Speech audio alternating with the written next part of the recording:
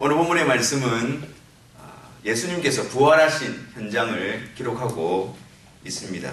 1절에 보니까 안식 후 첫날 이렇게 되어 있죠. 안식 후 첫날에 예수님께서 부활하셨습니다.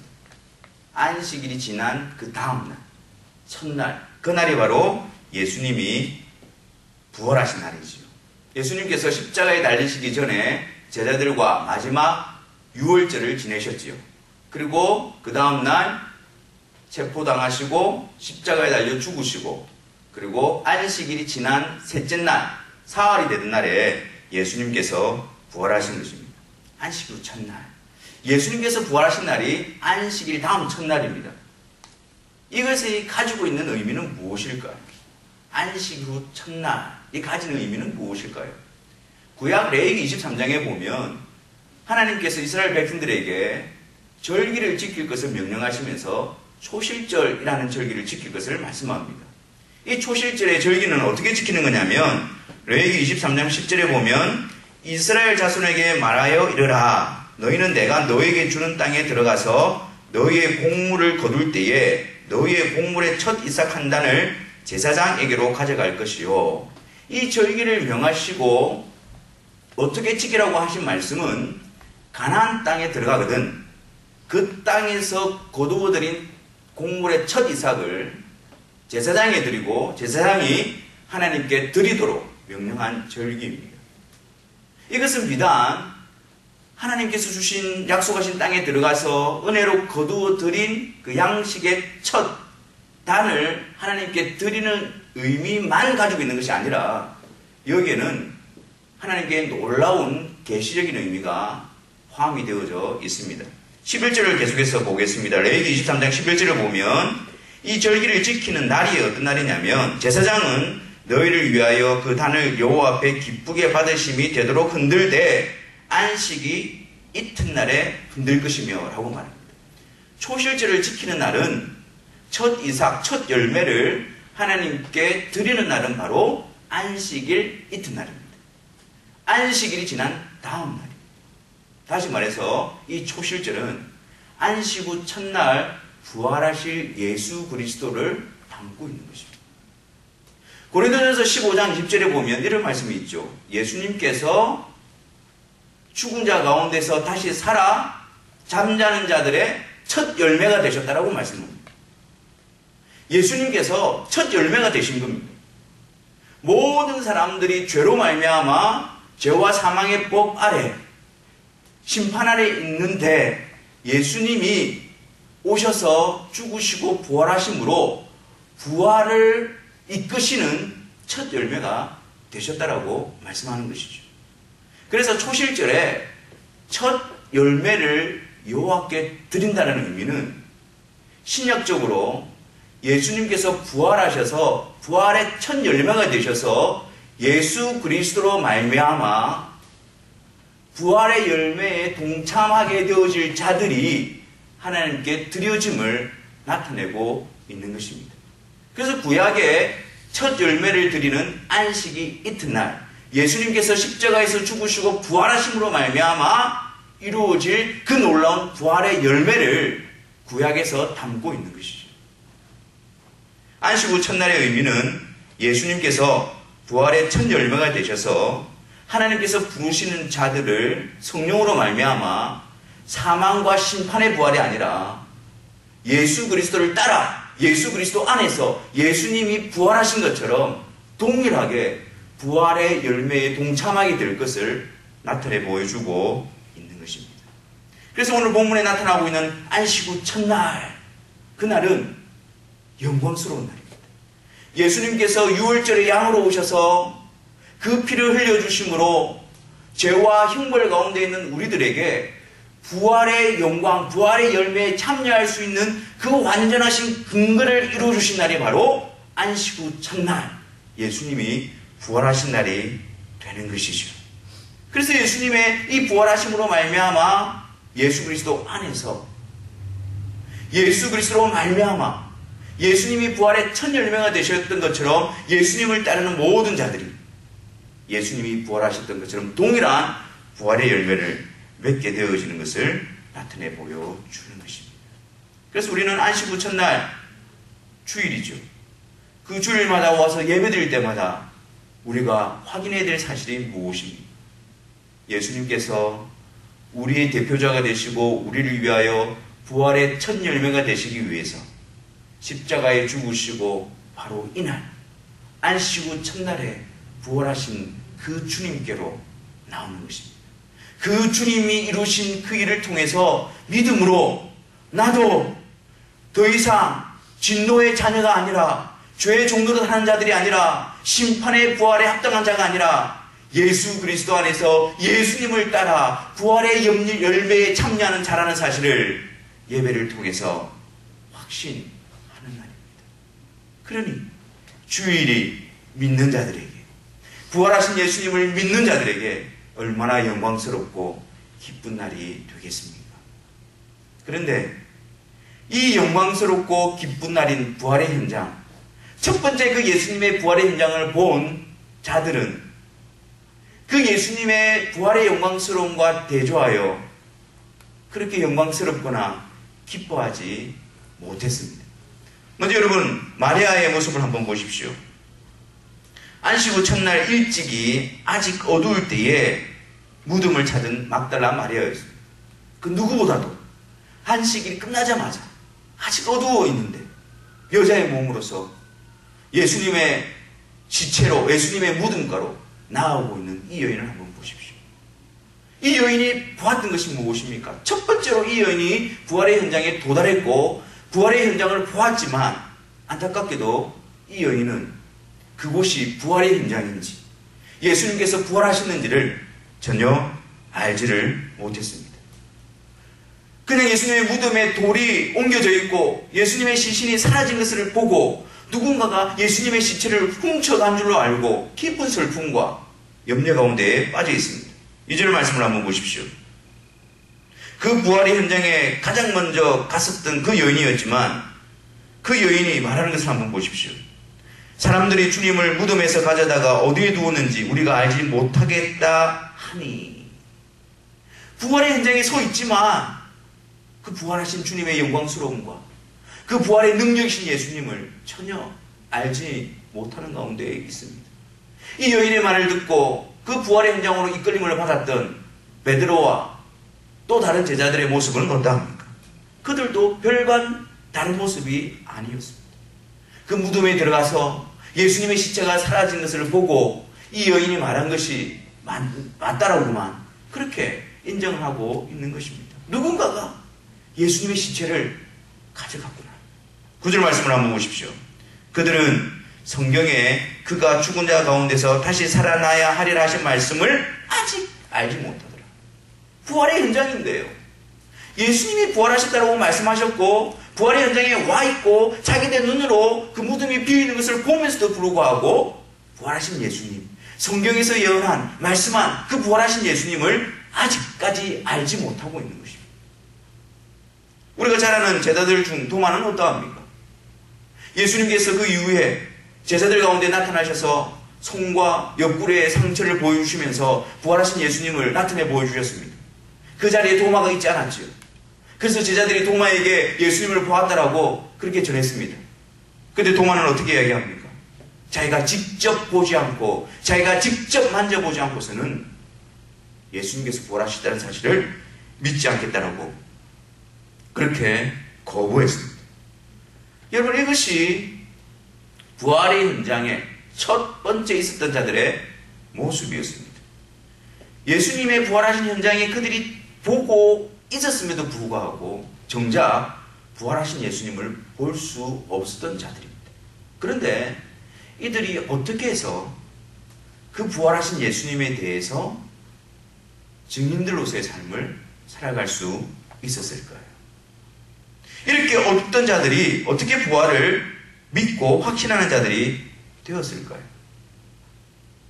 그것은 바로 부활하신 예수님께서 그들에게 찾아가시고 그들에게 보여주시고 그들에게 믿음을 주셔서 부활하신 예수님을 확신하고 믿게 하신 것입니다. 하나님께서 예수님에게 이끄신 자들에게 예수님은 찾아가셔서 더 이상 그들이 어둠과 불신앙 가운데에 빠져있지 않게 하시고 그들을 이끌어내어 믿음의 자리에 세우셨기 때문입니다. 마리아를 한번 보십시오. 11절 말씀에 마리아는 무덤 밖에서 예수님의 시체가 사라지고 누군가가 가져간 줄 알고 슬피 울고 있습니다. 그때에 누가 찾아오십니까? 부활하신 예수님이 찾아오셨습니다. 그 부활하신 예수님에 대해서도 마리아는 알지 못했습니다. 예수님께서 먼저 마리아에게 마리아야 라고 부르고 계신 거예요. 그래서 마리아가 그분이 부활하신 예수님이라는 사실을 알게 되어진 것입니다. 그래서 마리아는 다시 제자들에게 달려가서 어떻게 말합니까? 내가 주를 보았다라고 고백하고 있는 것입니다. 처음에 마리아가 부활의 현장을 보았을 때에 예수님의 시체를 누군가가 가져간 줄 알았습니다. 그래서 제자들에게 달려가서 예수님의 시체가 사라졌다, 누군가가 가져갔다라고 전했습니다. 그런데 그 마리아에게 예수님이 찾아오셔서 마리아야, 부활하신 예수님을 나타내 보여주시고 믿게 하여 주셨을 때 마리아의 발걸음과 외침은 달라졌습니다. 내가 부활하신 주님을 만나보았다. 예수님께서 부활하셨다. 그 사실을 증거하고 외치고 있는 것입니다.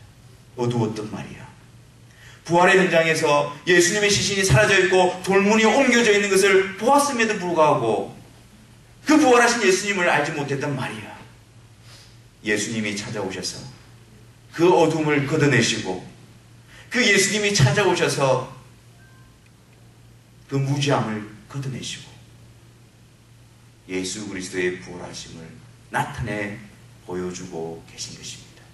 마리아가 내가 주를 보았다라고 고백할 수 있었던 이유는 바로 부활하신 예수님께서 그를 찾아오셨고 믿음을 주셨기 때문입니다. 그날 저녁 제자들에게도 마찬가지였습니다. 19절 말씀에 유대인들을 두려워하여 모인 곳의 문들을 닫고 있었습니다. 그런데 부활하신 예수님께서 그의 사랑하는 제자들에게, 이 세상 가운데서 예수님께 속한 자들에게, 그러나 여전히 연약하고 어두워져 있는 그들에게 예수님은 찾아오셔서 믿음의 자리로 이끌어주고 계십니다. 부활하신 예수님께서 오셔서 그 가운데 서서 너희에게 평강이 있을지어다 하시고 손과 옆구리를 보여주셨습니다. 염려 가운데서, 두려움 가운데서 문을 굳게 잠그고 있던 그들 가운데에 부활하신 예수님께서 친히 오셔서 그 가운데 서셔서 보여주심으로 그들에게 기쁨과 평강을 다하여 주신 것입니다. 그래서 여러분, 예수님께서 부르신 자들, 예수 그리스도 안에 있는 자들은 계속해서 어둠의 자리에 머물러 있을 수가 없습니다. 계속해서 예수님을 아는 지식에서 멀리 떨어져 있을 수가 없습니다. 왜요? 그분께서 친히 오셔서 예수님께서 누구이신가를 그분께서 우리에게 보여주시고 믿을 수 있도록 믿음을 다하여 주시기 때문에, 그냥 우리를 그 자리에 내버려 두지 않기 때문에 우리 스스로는 알 수 없지만 우리 안에 그분에 대한 믿음이 세워지고 강건해지고 깊어질 수밖에 없는 이유인 것입니다. 도마를 한번 보십시오, 여러분. 24절 말씀에 도마가 끝까지 부활하신 예수님에 대해서 의심하고 거부하고 있을 때에 예수님은 그 도마에게까지 찾아가십니다. 내가 그의 손에 못자국을 보며 내 손가락을 그 못자국에 넣으며 내 손을 그 옆구리에 넣어보지 않고는 믿지 않겠다라고 끝까지 거부하고 있던 도마에게까지 예수님은 찾아가셔서 27절 말씀에 내 손가락을 이리 내밀어 내 손을 보고 내 손을 내밀어 내 옆구리에 넣어보라. 그리하여 믿음 없는 자가 되지 말고 믿는 자가 되라고 말씀하십니다.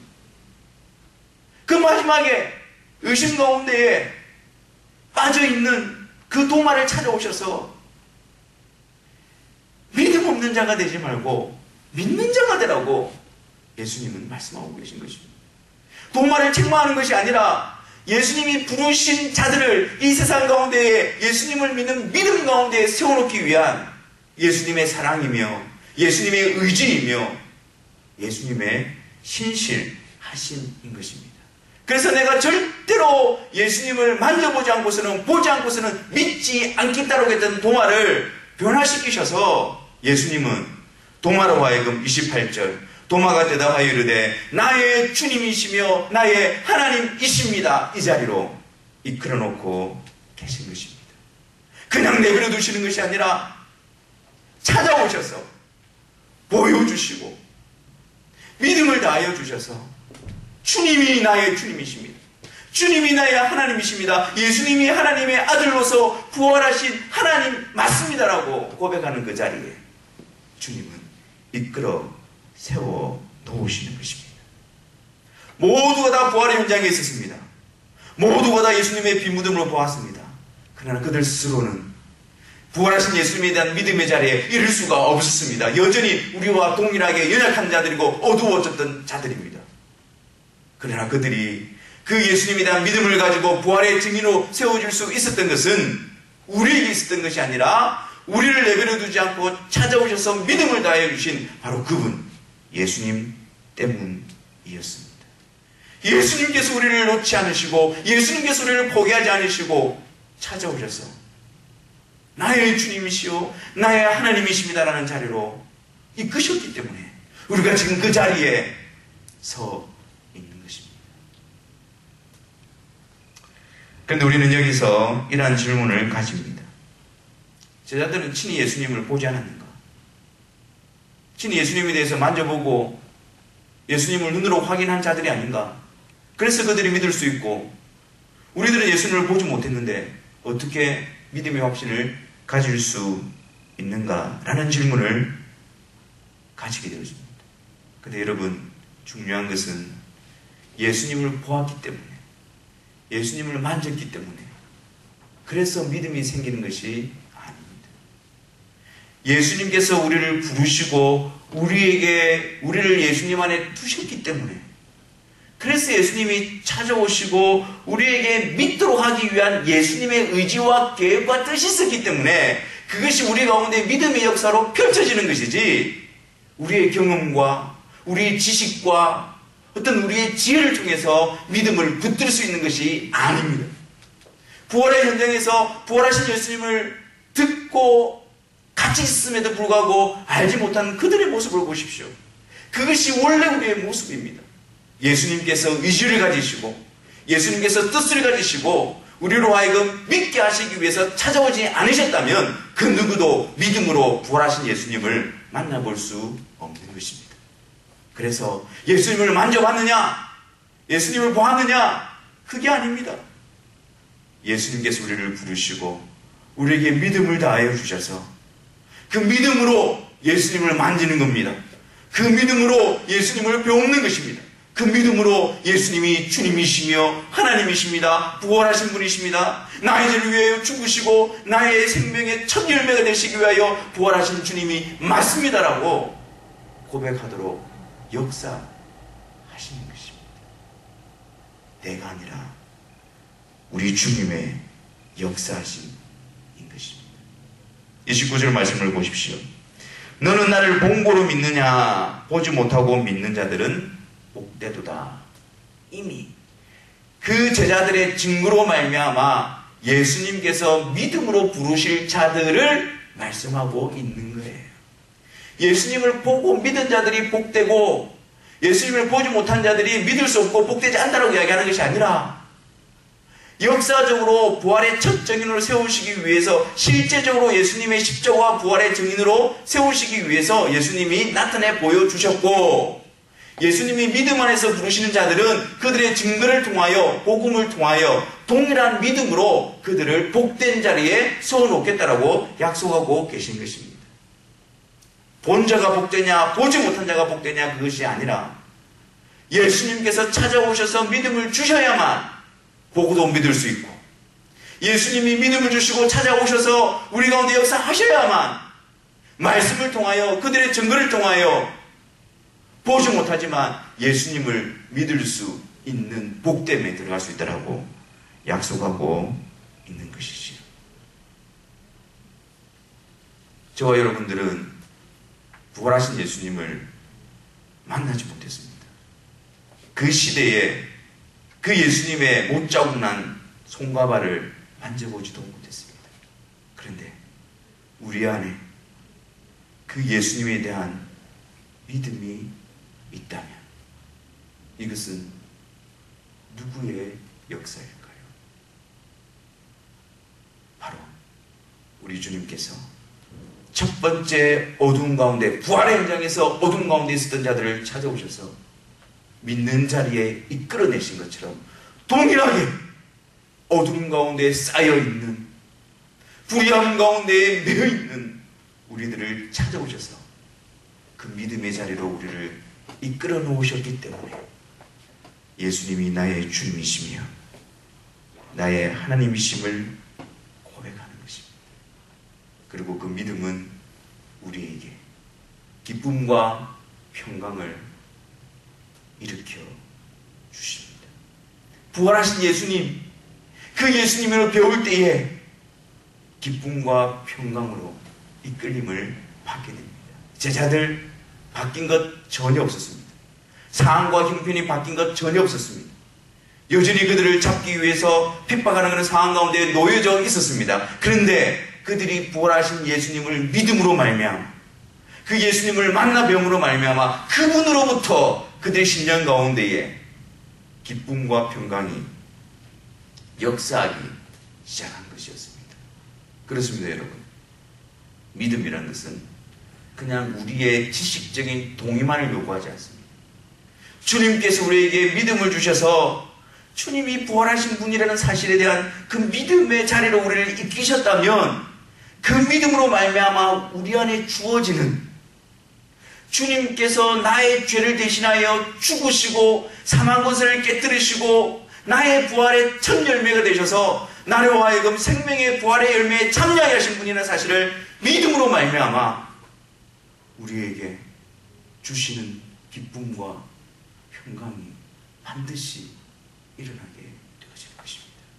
그래서 제자들은 사망 앞에서도, 환난 앞에서도, 현재의 고난 앞에서도 부활하신 예수님으로 말미암아 자기들에게 주어지게 될 그 영광스러움을 바라보고 그 예수 그리스도의 부활을 통하여 생명의 부활로 부활하게 될 것을 기대하고 소망하고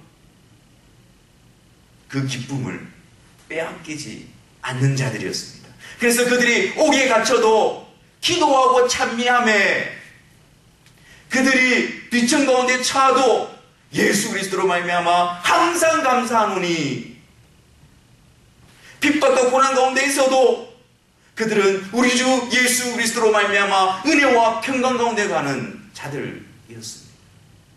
환경 때문이 아니었습니다. 상황이 주는 것이 아니었습니다. 그런 변하지 않는 상황 가운데서도 부활하신 그 주님으로 말미암아 그 주님께서 주시는 기쁨과 평강으로 사는 자들이 바로 부활하신 주님을 믿는 자들의 모습이었습니다.